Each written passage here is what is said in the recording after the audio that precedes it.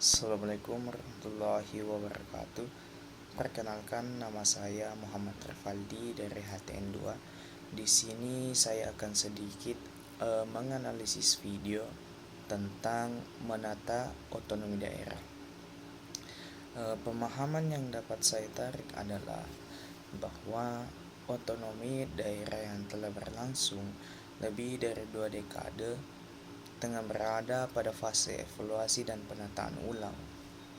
Video tersebut tampak mengangkat isu sentral mengenai bagaimana kebijakan desentralisasi ini harus benar-benar berdampak pada kesejahteraan rakyat, bukan sekedar menjadi pelimpahan kewenangan administratif.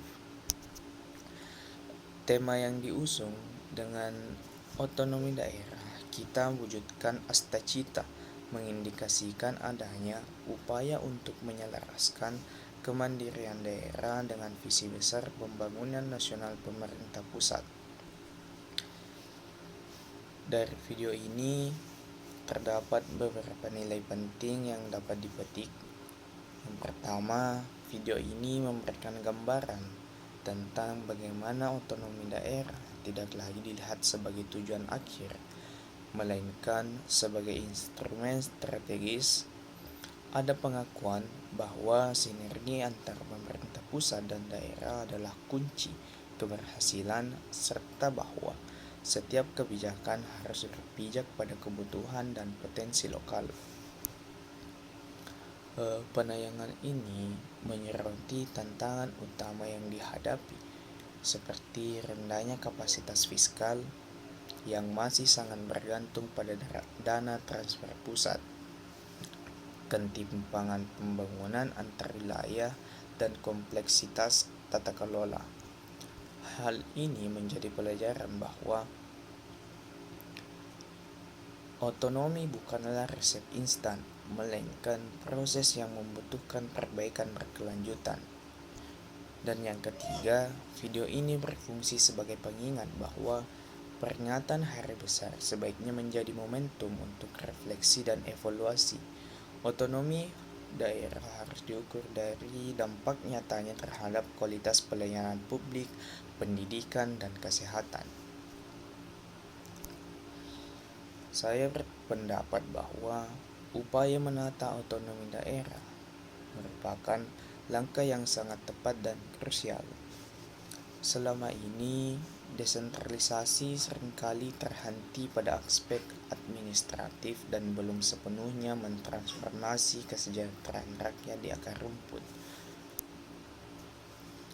Fiskal yang tinggi dan tumpang tindih regulasi antar kementerian menjadi bukti bahwa desain otonomi masih perlu disempurnakan. Saya melihat adanya kecenderungan resentralisasi yang perlu diwaspadai, seperti penurunan drastis dana alokasi khusus yang dapat mengurangi ruang fiskal dan peran daerah dalam pembangunan infrastruktur lokal.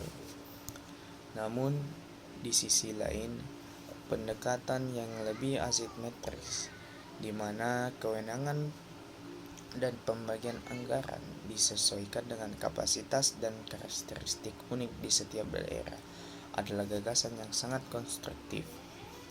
Hal ini menunjukkan bahwa penataan yang dimaksud bukanlah untuk mematikan otonomi, melainkan menyesuaikan agar lebih efektif dan adil. Menurut saya, kunci utamanya terletak pada penguatan sumber daya manusia, aparatur daerah, dan pengawasan yang ketat agar benar-benar tepat sasaran. Kritik saya tertuju pada masih adanya kesenjangan antar tujuan mulia otonomi dengan realitas di lapangan. Banyak daerah di lapangan hasil pemekaran yang belum menunjukkan peningkatan signifikan dalam indeks pembangunan manusia, menandakan bahwa proses pemekaran sering kali tidak diikuti dengan persiapan kapasitas yang matang.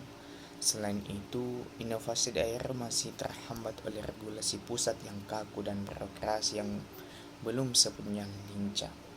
Mungkin itu saja yang dapat saya sampaikan. Lebih dan kurangnya mohon dimaafkan. Wassalamualaikum warahmatullahi wabarakatuh.